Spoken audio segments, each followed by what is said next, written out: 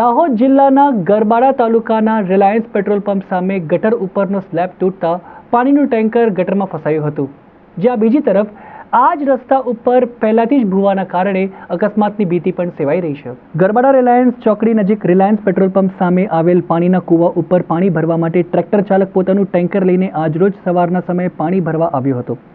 તે હાલમાં નવી બનેલી ગટર ઉપર ટેન્કર ચડતાની સાથે જ ગટર ઉપરનો સ્લેબ તૂટી જતા પાણીનું ટેન્કર ગટરમાં ફસાઈ ગયું હતું.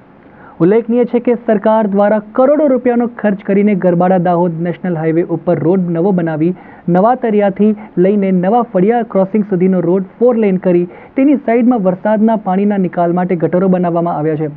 પરંતુ ક્યાંક ને ક્યાંક કોન્ટ્રાક્ટર દ્વારા હલકી કક્ષાનું મટીરિયલ વાપર્યું હોવાના કારણે અવારનવાર આ ગટરો ઉપરનો સ્લેબ તૂટવાની ઘટનાઓ બનતી જ હોય છે.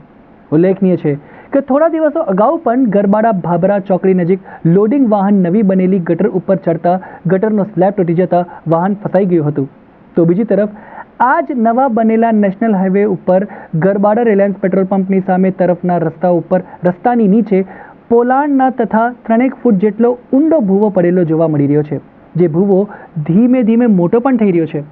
હવે આના કારણે કોઈ મોટું નુકસાન થશે અને કોઈ વાહન રસ્તા ઉપર પડેલા ભૂવામાં ફસાવાની તેમજ કોઈ નાનું મોટું અકસ્માત થવાની ભીતિ પણ સેવાઈ રહી છે.